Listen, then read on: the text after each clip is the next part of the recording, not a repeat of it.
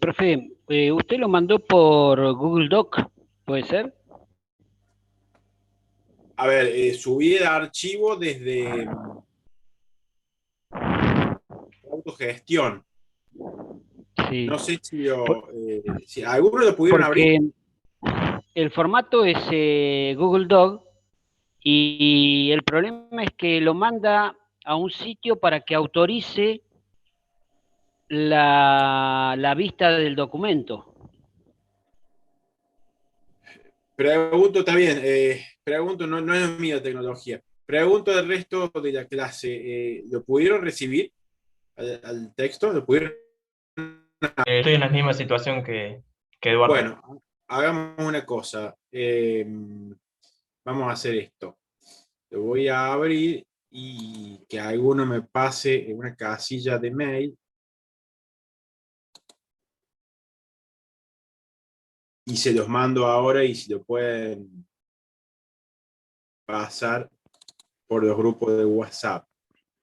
O denme en 2 o 3 casillas de correo, si me lo pueden poner acá en los 2 o 3 primeros, ya se los mando ahora. A los que no lo han podido abrir, creo que hay algunos que sí han podido. Y les envío ahora mismo ya su correo para que no me olvide. Eh, el archivo.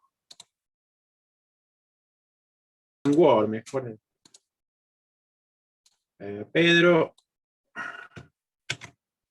Agustín.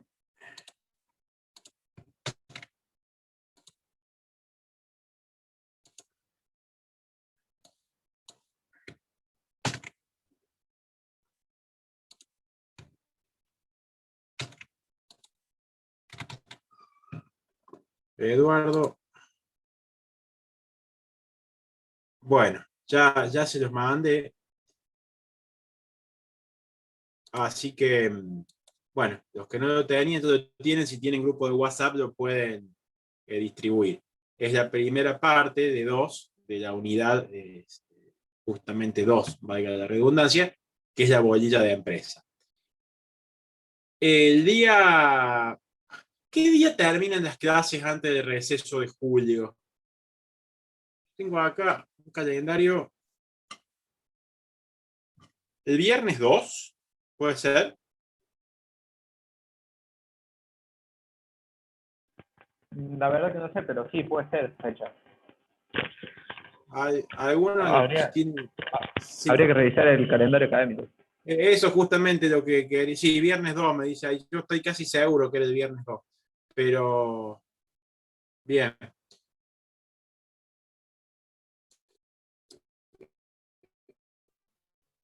Vamos a hacer una cosa, entonces el parcial va a ser ese día, salvo que no terminen ese día las clases, pero yo creo que sí.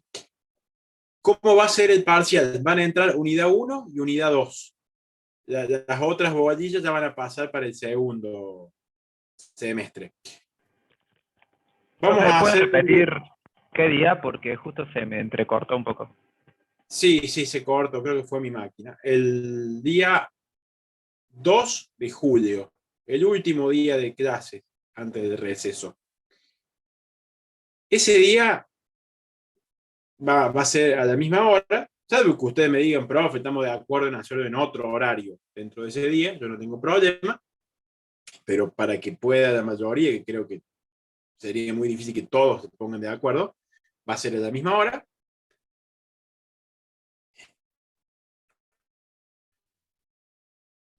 Y voy a armar grupitos de 4, ¿bien? Para que la nota va a ser individual, ¿bien? Pero por una cuestión, bueno, en épocas normales el parcial era escrito, ahora va a ser oral.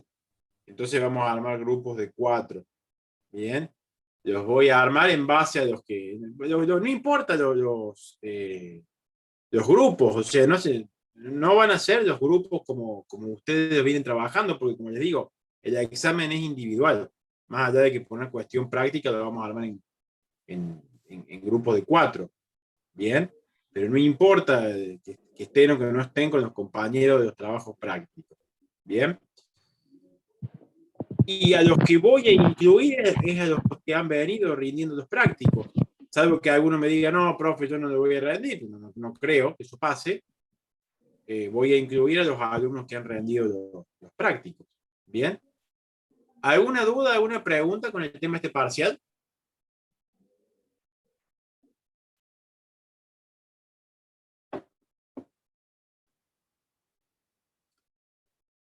Bueno, entonces quedamos ya que el parcial es el viernes 2. Bien.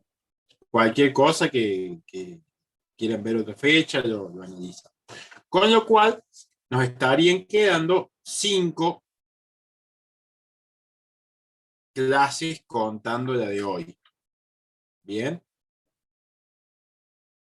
Vamos a hacer entonces 2 trabajos prácticos seguramente con la unidad 2. La verdad que en 5 clases podríamos llegar a hacer un esfuerzo y ver de 3, pero bueno, no tiene sentido. Perderíamos el año que viene, probablemente que tenga ese mes extra, que fue el mes que perdimos este semestre, capaz que entre la 1 y la 2 y la 3. Pero es apurar al vicio. En todo caso, podemos acelerar más en el segundo semestre. Bueno. Largamos entonces con la unidad 2. Bien. La unidad 1 hicimos como un raconto histórico de todo lo que es la industria, ¿no? Básicamente haciendo foco en qué es la industria y en desarrollar las 4 revoluciones industriales. Algunas vimos más que otras, por ejemplo la tercera la vimos muy por arriba.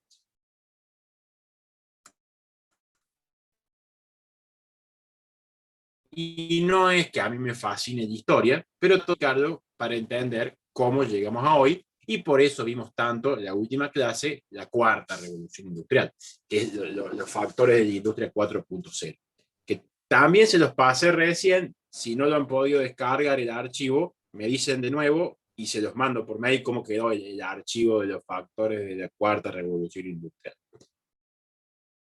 Y por último lo bajamos a todo eso y explicamos el tema de la industria en Argentina. ¿Bien?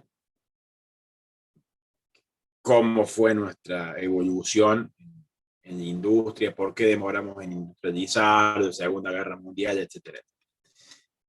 Ahora vamos a ir avanzando y ya vamos a hablar de la empresa. De qué rol cumple la empresa, que muchas veces uno piensa que son sinónimos, la empresa con la industria, que es más o menos lo mismo. Son similares, pero no es lo mismo. Bien, voy al pizarrón.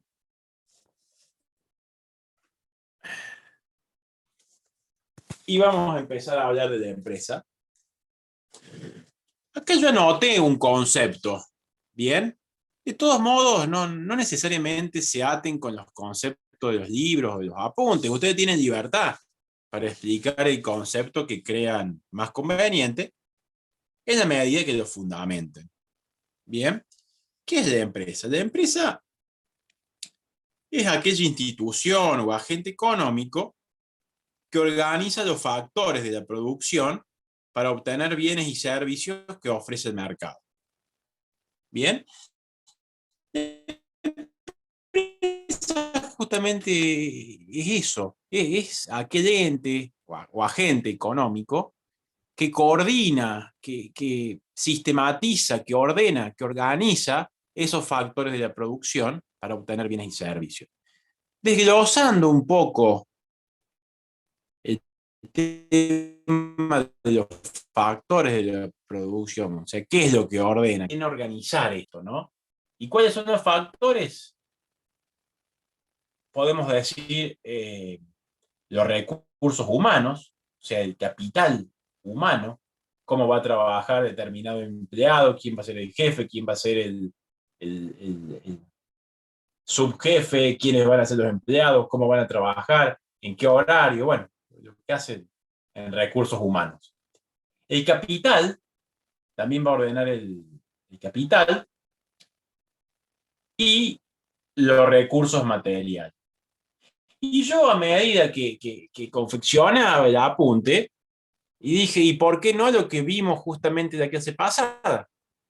Hoy en día también hay esos factores de la producción, también son los factores de la industria 4.0. Bien, el empresario o este agente económico de la empresa va a tener que tener en cuenta también estos factores. Bien. Para que haya empresa, obviamente tiene que haber empresario, ¿no? Pues justamente la actividad productiva es transformar materia y productos semi-elaborados en bienes finales, ¿bien? Por medio del uso de estos factores, ¿bien? Pero obviamente que eso no se hace solo, ¿no? Bueno, cada vez más con las máquinas, ¿no? Pero todavía sigue siendo útil la figura del empresario. El empresario es aquella persona que aporta el capital y realiza las funciones de la dirección, que es lo que vamos a ver ya las funciones de los tipos de dirección, de administración, ya la vamos a ver la próxima clase teórica. Bien, el empresario, ¿qué rol juega en estas funciones de dirección? Bueno, justamente es quien organiza, planifica y controla. Bien, cuando vemos que organiza, que una de las cosas que hace el empresario es organizar, hay diferentes tipos de organización empresarial, que es lo que vamos a empezar a ver ahora.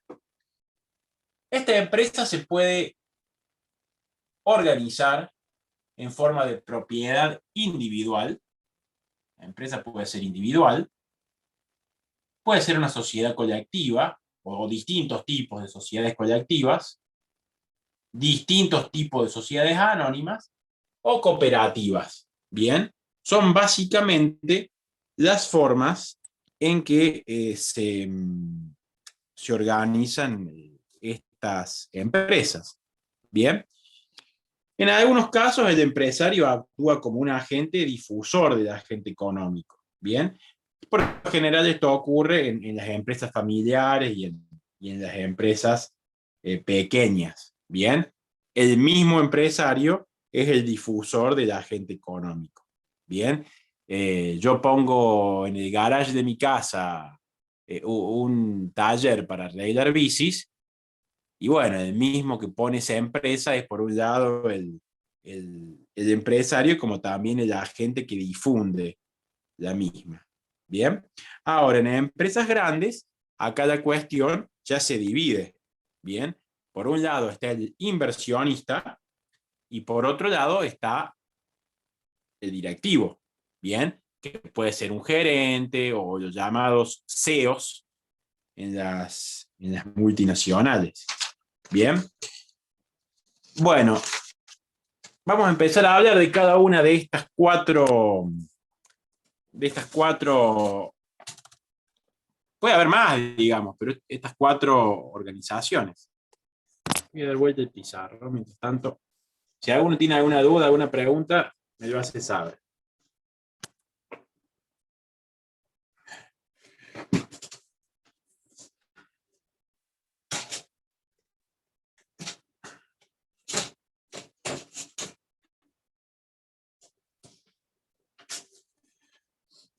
Bueno,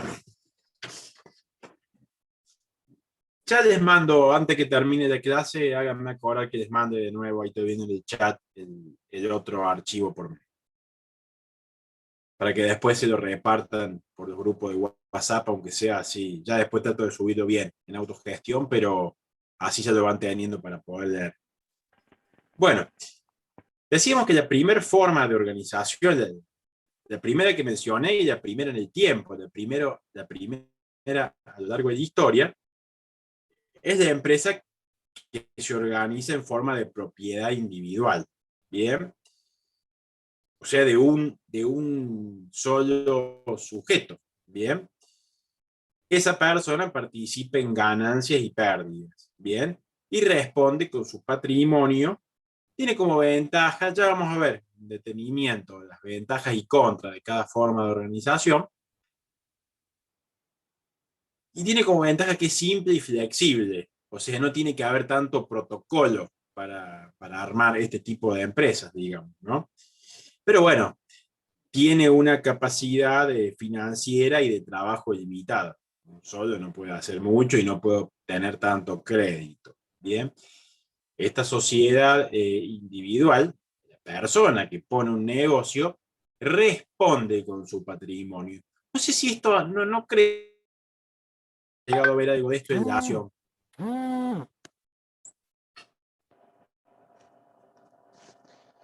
Les preguntaba, no sé si algo de esto han llegado a verlo en legislación, ¿no? ¿Qué profe tuvieron en esa materia?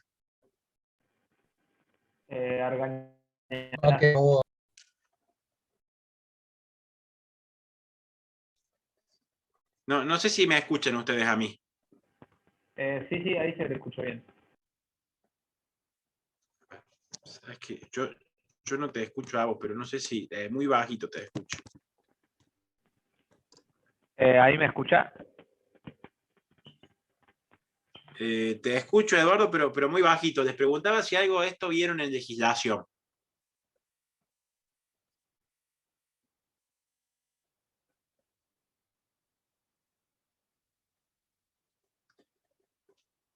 No sé ni siquiera si esta carrera tiene legislación en cuarto año, electrónica. En tercer. Sí, pero Tipo, no está en todas las ingenierías. ¿Qué profe tuvieron, se acuerdan?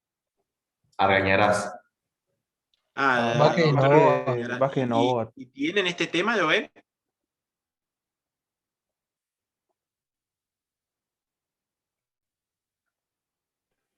La verdad que no recuerdo. No lo vimos. Está bien, bueno, mejor así no repetimos temas, si no iba más rápido. Bueno, bueno, como les decía, la unipersonal de la empresa de una sola persona, es decir, yo me voy a poner a vender globo en el parque,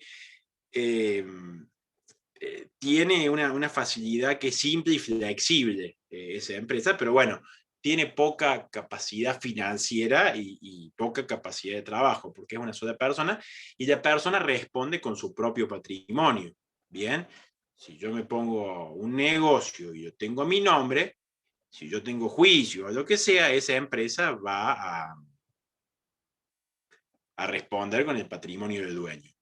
Aunque también modifique un poquitito el apunte ahora, porque hace unos años, 4 o 5 aproximadamente, existe voy a poner en el chat, la SAU. A ver. SAU, la sociedad unipersonal. Bien. Antes, ¿qué pasaba? Para crear un patrimonio de afectación, voy rápido con esto porque no les voy a tomar, pero quiero que entiendan la idea. Para crear un patrimonio de afectación, la única forma era asociarse. Muchas veces pasaba que se constituía una sociedad anónima entre dos hermanos y un hermano tenía el 1% de las acciones, que era básicamente un prestanombre para poder constituir que la otra persona una sociedad anónima y no tener que responder ante eventuales problemas con su patrimonio. Bien. Ahora, una persona puede ser dueña de una sociedad y va a responder solamente con el patrimonio que se haya comprometido cuando constituyó esa sociedad. Y si tiene un problema, no le van a embargar su auto, su casa, van a embargar, si él contrata con la sociedad, los bienes de la sociedad. Por ejemplo, las cuentas bancarias de la sociedad.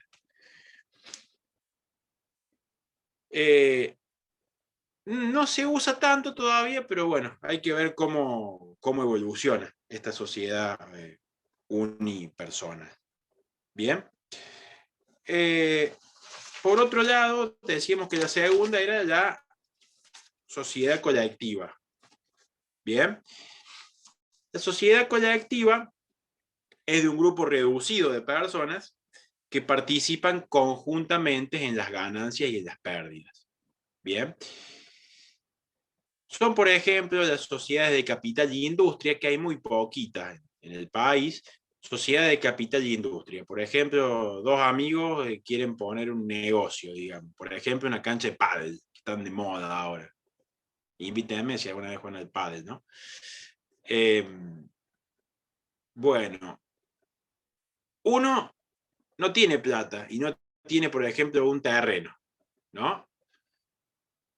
El otro sí, pero no tiene capacidad de trabajo. Entonces dicen, bueno, yo hago la cancha, pongo los ladrillos, acomodo el blindex y atiendo la cancha. Después una vez que la tengamos. Y vos pones la plata para los ladrillos, el vidrio y el terreno. Bien, eso sería una sociedad de capital y industria. O si no, por ejemplo, la sociedad de responsabilidad limitada. Bien, uno no responde con todos sus bienes, sino que responde con los bienes que se comprometió en el contrato para constituir la sociedad, aportar a la sociedad. Uno dijo, bueno, yo voy a aportar 100 horas de laburo y voy a trabajar una vez que tengamos la cancha, tantas horas, tantos días de semana. Voy a poner otro, y otro va a decir, bueno, yo voy a poner 100.000 pesos, 20.000 ladrillos y el blindex, en el caso este. Pero no me importa que me expliquen mucho cómo son las sociedades de responsabilidad limitada, simplemente que me expliquen que hay empresas que están armadas colectivamente y no individualmente. Ahí la calidad de socio en estas sociedades colectivas es intransferible. Bien, no puedo decir yo, bueno, a partir de ahora el albañil va a ser aquel otro y no yo. Contrato eso, digamos, que él aportaba lo que él sabía hacer, su trabajo. Bien, un equipo de fútbol, o sea, no puedo reemplazar así nomás a un futbolista por otro, ¿no? Bueno. Una cosa que quiero que les quede claro y que lo voy a preguntar en el práctico que vamos a hacer el viernes que viene, es que puede haber empresas sin sociedad. Bien, el caso de los globos en el parque, el caso de que puso el garage y en el garage montó un taller para arreglar bicicletas. Puede haber empresas sin sociedad, pero no al revés. Bien. Porque la empresa es el objeto social. La empresa es lo que la sociedad va a hacer. En el caso, puede haber empresa sin industria, pero no puede haber industria sin empresa. ¿Bien?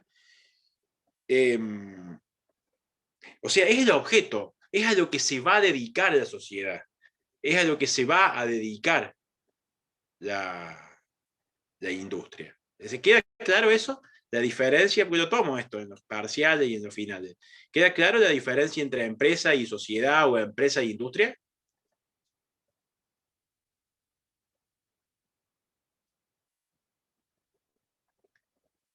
Sí, profe.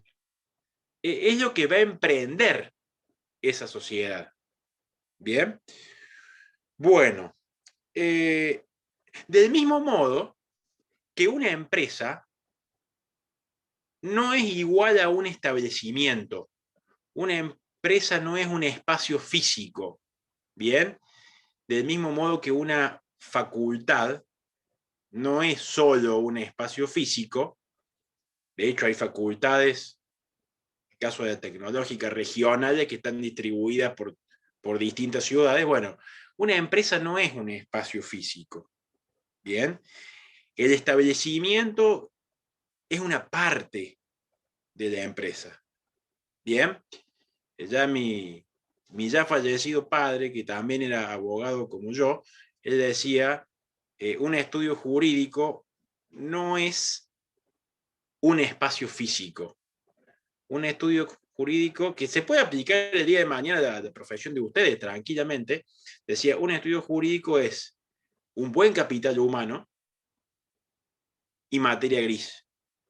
O sea, el conocimiento, digamos. O sea, vos dame inteligencia y buena, o sea, conocimiento y buena gente que trabaje ahí, y después el espacio físico, obviamente, no vas a tener en un rancho,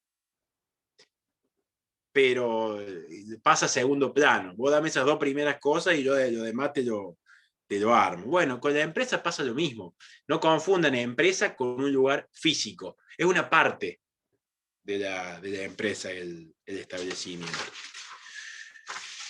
Bueno, también esto se puede aplicar al tercer ejemplo que vimos de formas de organización de la empresa, que es a través de la sociedad. Ahí el capital está dividido en pequeñas alícuotas. Alícuota es un sinónimo de porcentaje.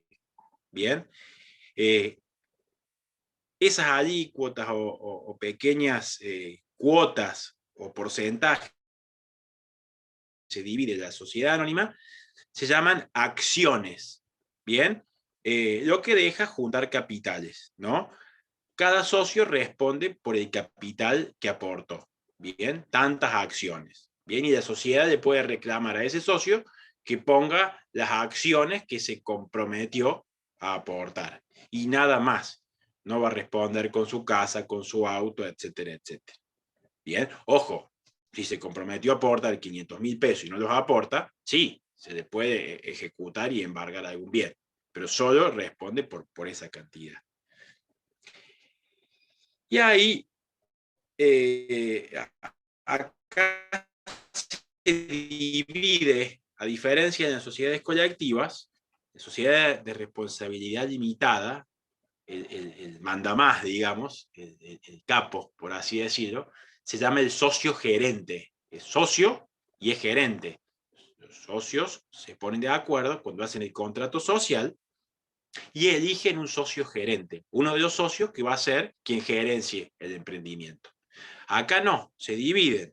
O sea, por un lado están los accionistas, que son los dueños en cierta forma de la sociedad, y por otro lado está el directorio, ¿bien? Que es un órgano que no necesariamente va a estar integrado por socios, que va a ser quien va a dirigir los destinos del emprendimiento.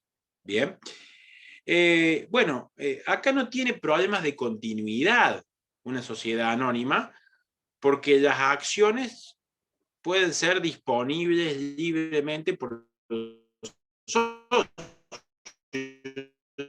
Tengo tantas acciones, las vendo, y eso no se puede vender la parte si no están de acuerdo los otros socios. Igual hay que estar en líneas generales aquí dice contrato social, pero eso no viene al caso. Y tampoco confundan una sociedad con un contrato de sociedad. Bien, trato de bajárselo a un ejemplo más simple.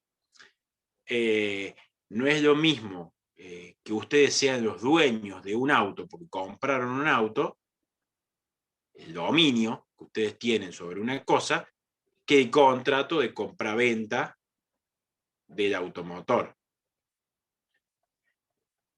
O un usufructo, por ejemplo, cuando ustedes dicen, bueno, el abuelo antes de morir le cedió la casa a los viejos, pero se reservó el usufructo. Una cosa es tener el usufructo de algo y otra cosa es el contrato por el cual se constituye el usufructo. ¿Bien? Es muy jurídico, por ahí no hace falta que lo sepan, pero se los explico. No es lo mismo una sociedad que un contrato de sociedad. Bueno, y por último tenemos las cooperativas. ¿Bien? La organización en forma de cooperativismo. ¿Bien? Cooperativas hay de muchos tipos, de trabajo, de las sociales, que también son como una variedad de cooperativas de trabajo, pero con una finalidad más social. Pueden ser acá las cooperativas de Naranjita, alguna otra que puede llegar a haber. Hay cooperativas de ahorro, hay cooperativas o ligas de consumidores y de usuarios. Consumidores hablamos cuando se compra algún objeto en alguna empresa, por ejemplo, liga de consumidores de automotores, que acá no están muy de moda, en Estados Unidos sí. Y las ligas de usuarios, que son aquellos que usan servicios públicos. Bien, usuarios de EPEC, por ejemplo. También puede haber cooperativas agrarias que de repente, bueno, si hay alguno de algún pueblo me van a saber explicar mejor, por ejemplo, que explotan consorcios camineros o tienen alguna determinada finalidad. No tiene un fin de lucro la cooperativa. Bien, en línea general persigue otro tipo de fines. Bien, pero en sí no, o sea, por ejemplo, la de trabajo, que la gente pueda trabajar. Bien, pero no un lucro directo. O sea, la agraria, facilitarle un poco la tarea a los productores rurales, por ejemplo. Pero no, por ejemplo, haciéndole un camino para que sea más fácil sacar la producción de su campo. Pero no persigue un fin de lucro en sí, la cooperativa. Bien. De hecho, ahí lo puse en el apunte, creo que hasta que hay un 25% que no se puede repartir en la cooperativa, que se tiene que reinvertir. Bien. El resto se lo reparten los cooperativistas. En Córdoba muchas cooperativas se fueron armando de trabajo, más que nada cuando se han fundido empresas. En la calle dicen, bueno, arreglaron muchas veces con los dueños de las empresas y las pasan a administrar ellos y forman una cooperativa con distinto tipo de éxito. Ejemplos en Córdoba, la de las varillas, Pesanello, que ahora se llama Pauni, bien, una de las más conocidas.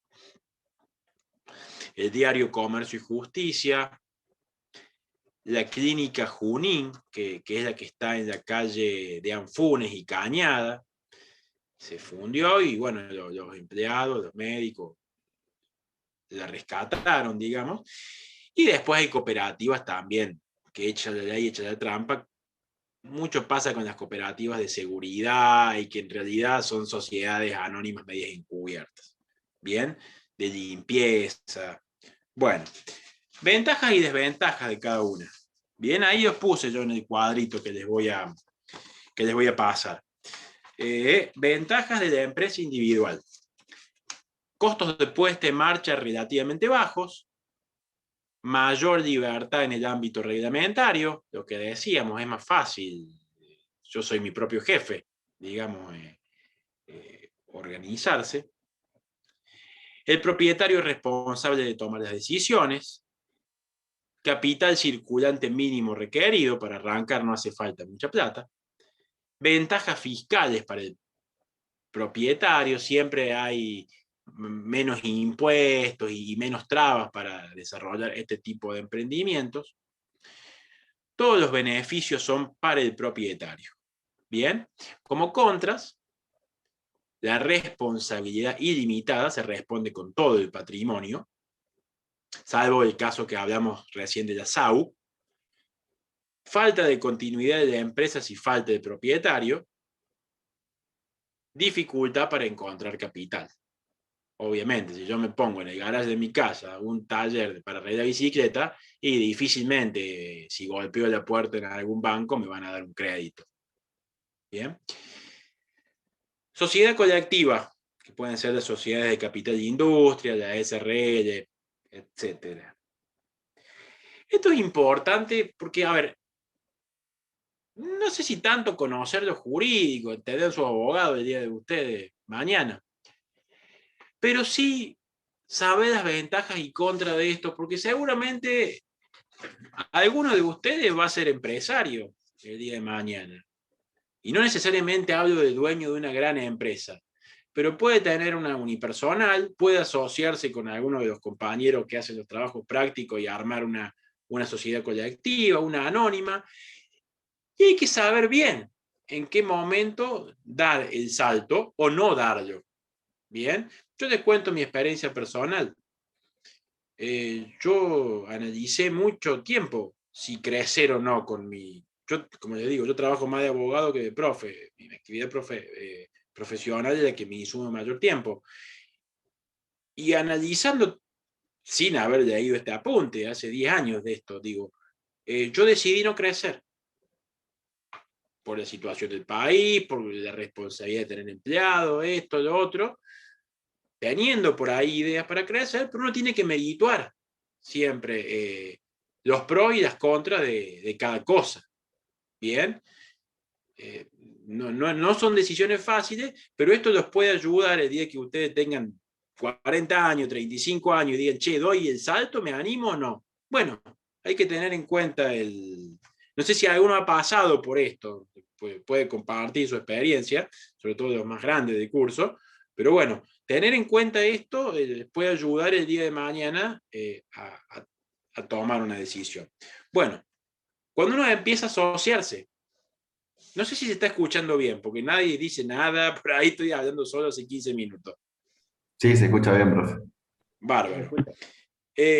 Sociedad colectiva, ventajas, fácil de constituir, a diferencia de las otras sociedades que vamos a ver después. Costos de puesta en marcha relativamente bajos, capital en cuotas.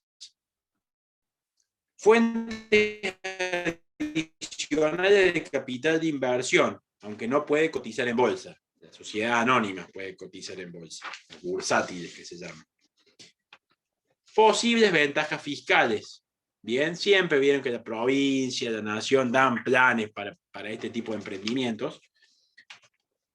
Reglamentación limitada, o sea, no tiene tantas reglas como va a tener que tener una sociedad ya más grande.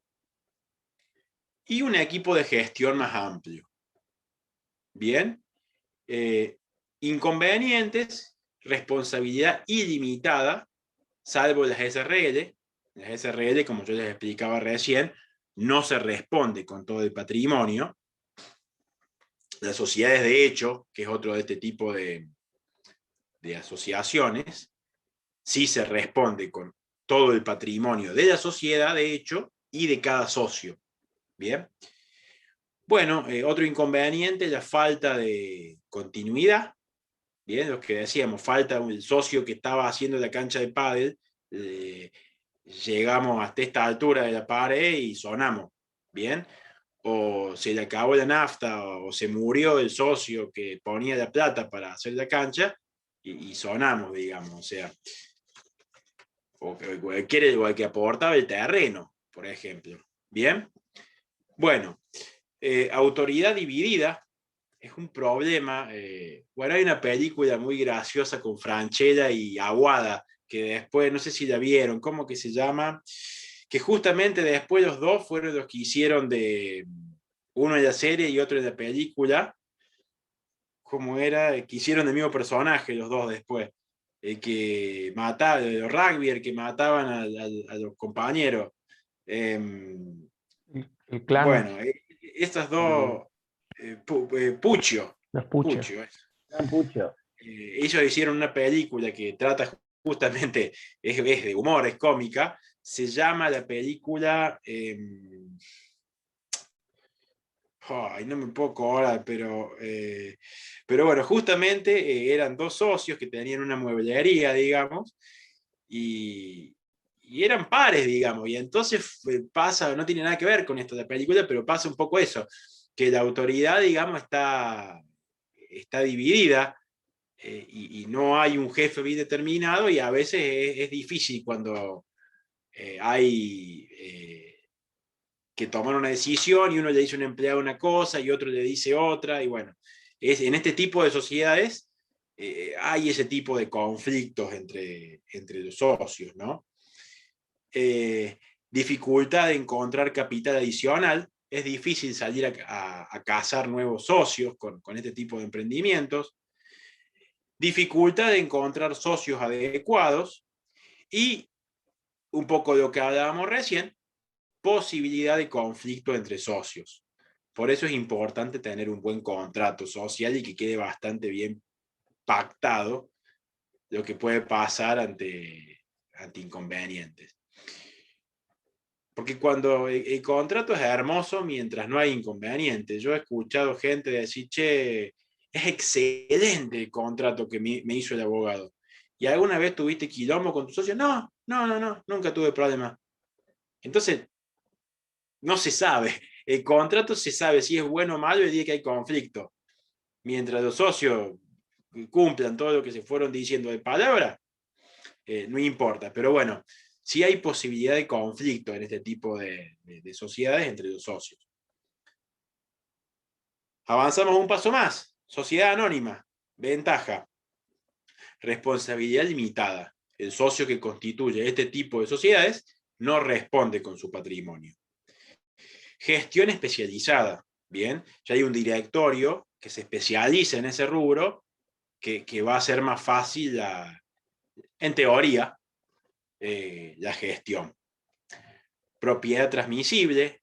Yo tengo acciones y se las vendo a otro y no pasa nada. El directorio de la sociedad sigue trabajando igual. Bien. Continuidad. Y tiene claro, o sea, como digo, falta un socio porque se murió, los hijos heredaron las acciones y son los dueños de esas acciones ahora. Bien. Tiene clara vocación de expansión, busca expandirse generalmente de sociedad anónima. Es una entidad jurídica distinta de los socios. Buenas ventajas fiscales. Facilidad para obtener capitales. Bien, ahí sí, si voy a golpear una puerta o un banco, bueno, es más fácil obtener un crédito. Después, bueno, ya hay un tema más jurídico, hay que ver cuál es el capital social. Si yo hago una sociedad con un capital social de 40.000 pesos, y difícilmente me den un crédito. Bien, ahora, si hay socios que se comprometen a aportar 6 millones de pesos, va a ser más fácil tener facilidad de crédito, ¿no? Y también la adaptación a procesos globalizadores. Bien. Contras. Altamente reglamentada. Bien. Muchas veces no se pueden salir de un libreto, tienen muchas reglas. Y a veces eso, bueno, lo vemos en la empresa más grande que puede ser un Estado. Bien. Cuanto más grande es una organización y más reglas hay, por ahí más difícil es querer innovar, querer dejarse llevar por una corazonada, por el instinto, como puede pasar en una unipersonal, ¿bien? O en una sociedad colectiva de 2 socios, ¿bien? Su forma de organización es más costosa. Constituir una sociedad tiene costos, contador, abogado, impuestos, para constituirla nomás, ¿no? Tiene un timbrados, en algunos casos escribanos, si vamos a hacer, vamos a verificar cómo es, legalizar la firma. Limitaciones en la Carta Orgánica de Constitución de la Sociedad, y necesidad de tener registros detallados, que serían los libros, los balances, todo eso. Bien. A veces uno termina siendo esclavo de todos esos procedimientos, ¿no? También está la imposición doble, que a veces pagas impuestos sobre los beneficios de la sociedad y sobre los beneficios o dividendos de los accionistas. ¿Me entendieron a lo que voy con eso? Que hay que pagar 2 impuestos. Por un lado, pague impuestos de sociedad, como cualquier persona, en este caso una persona jurídica, pero pague impuestos, y después cuando el socio retira ganancias, tiene que pagar impuestos por la ganancia que el socio o el accionista obtuvo. Bien. Y bueno, posibilidad de conflictos entre los accionistas. Bien. Para eso se hacen las asambleas que los accionistas votan. Por ejemplo, las empresas grandes como la Ford, la familia Ford conservó el 6 o el 7% de las acciones, que en términos económicos es solamente, bueno, solamente el 6 o el 7% de la Ford, pero en términos de asamblea le permite gobernar la empresa porque el ausentismo en las asambleas es universal. Entonces no van a juntar el 6 o el 7% de otros accionistas que vayan y le voten todo en contra. Algo parecido a lo que pasa en los consorcios de los edificios, si lo bajamos a donde ustedes viven, que nunca van todos los asambleístas a la reunión de consorcio, entonces el que tiene 6 o 7 departamentos en ese edificio lo maneja como quiere. Bien, bueno. Cooperativas. Ventajas. Son poseídas y controladas por todos sus miembros. Bien. Control democrático. Un voto, un acción, bueno, un miembro, en realidad. No como la sociedad anónima, que yo tengo 100 acciones, mi voto va a valer 100 veces más que el que tiene una sola. Responsabilidad limitada, o sea, no se responde con el patrimonio del cooperativista. Distribución de ganancias de forma de acciones o dinero líquido. Bien, no hay lucro en esas ganancias, se reparten entre todos. Y acá está, no es el 75%, solo el 85% se reparte. El otro 15% va sí o sí a una reserva legal, estímulos y educación cooperativa. Horizonte sería otro ejemplo de cooperativa con un buen éxito, diría yo, en Córdoba. Y prosigue como otra ventaja el bien común de los trabajadores, no el beneficio económico. Bien. Inconvenientes, posibilidad de conflicto entre los cooperativistas. El proceso de toma de decisiones es más largo, por ahí no hay un jefe tan definido como en otras asociaciones. Las asambleas suelen ser numerosas en ese caso, porque sí, acá ya los trabajadores sí se involucran un poco más. Otro inconveniente es que exige la participación de todos los miembros para ser exitosa. En otro tipo de sociedades, si algún socio no participa, no pasa nada. También tiene como contra que necesita mantener registros detallados y tiene menos incentivo para invertir capital adicional. Cuesta encontrar por ahí inversores de capital extra. Bien, bueno, el último punto que vamos a ver hoy, se va a ir al pizarrón, es la empresa como unidad productiva. Bien. Voy a la pizarra.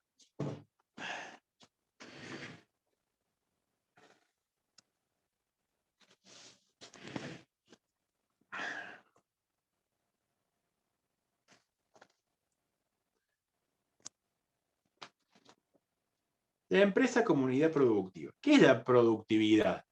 Tenemos que dar un concepto, yo lo hice en forma de cuadro sinóptico, pero si tenemos que dar un concepto, la productividad es la relación entre la actividad productiva y los medios que son necesarios para conseguir esa actividad productiva.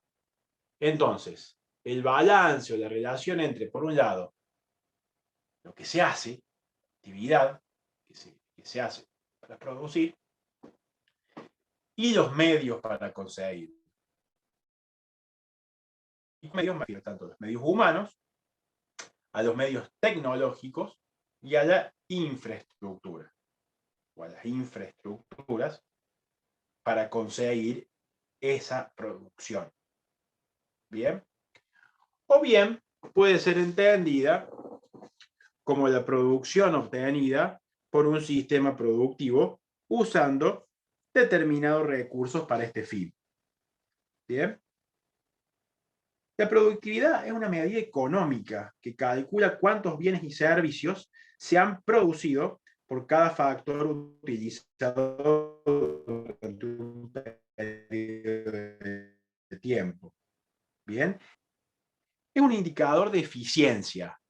Bien, ¿ustedes saben la diferencia entre eficiencia y eficacia?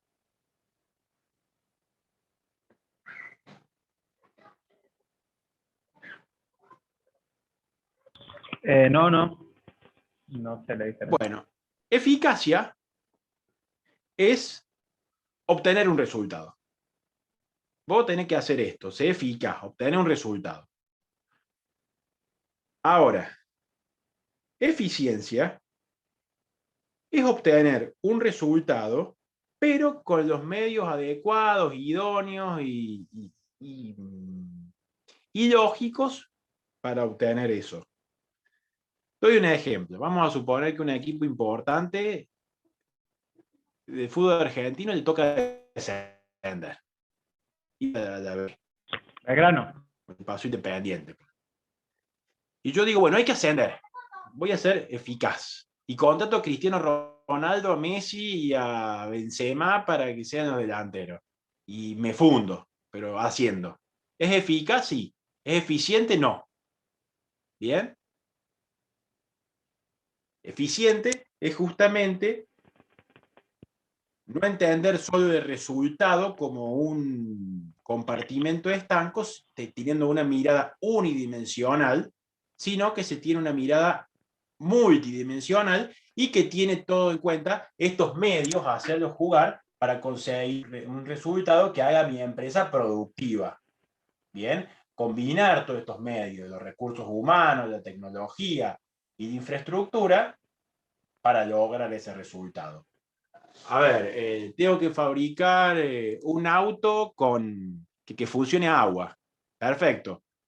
Ahora, si yo lo hago gastando 100.000 millones de dólares, ¿voy a ser eficaz? Sí. ¿Voy a ser eficiente? No. Como ingeniero me van a echar, porque no usé los medios y los recursos adecuados para ser eficiente, para obtener ese resultado. ¿Bien? Y los modos, bueno, hay muchas formas de clasificarlo, pero según el modo de establecer en lo productivo, esta productividad se puede clasificar según la eficiencia, ya sea técnica o económica. ¿Bien? Según la eficiencia técnica. Bueno, es un poco lo que ven ustedes en la universidad. ¿Bien? Para ser eficiente técnicamente hay que conocer tecnología. ¿Bien? Hay que ser tecnólogo. Ya que la empresa justamente va a buscar la eficiencia técnica y va a dejar de lado aquellos factores que para obtener una calidad determinada de un producto exijan el empleo de más cantidad de dichos factores. ¿Bien? Y según la eficiencia económica, bueno, va a ser el más barato.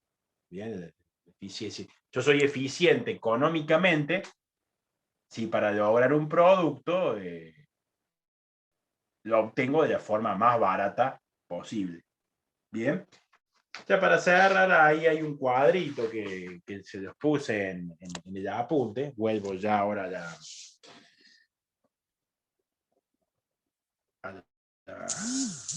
vuelta la imagen. Acá lo voy a ver. Ahí les había puesto un cuadrito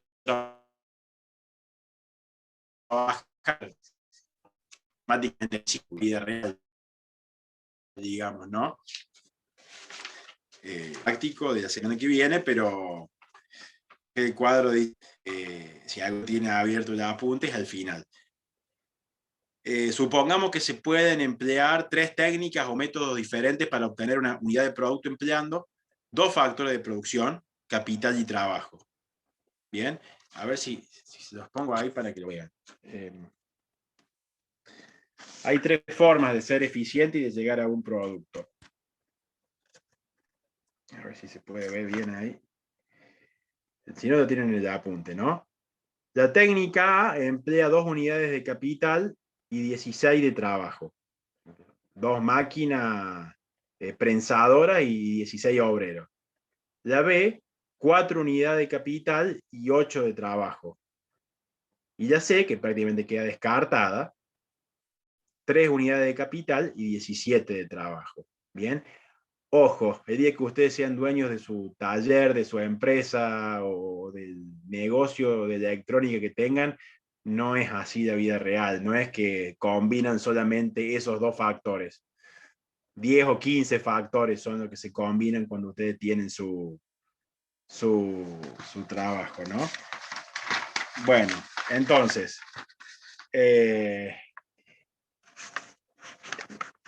a ver si lo pueden leer. Abajo, no, el segundo párrafo es. Desde un punto de vista de eficiencia económica, la técnica o método de producción va a ser el más barato. Entonces, en la llave, estamos analizando la A y la B, nomás las 2 primeras. El A y el B, bajo el supuesto de que el precio de capital sea 5.000 pesos al día por máquina y 1.000 pesos por trabajador, va a ser más eficiente el A. Ahora, si esos factores se van invirtiendo, evidentemente eso puede variar. Entonces, el método de producción económicamente eficiente minimiza el costo de oportunidad de estos factores que se usan para obtener un nivel de producción dado. Bien.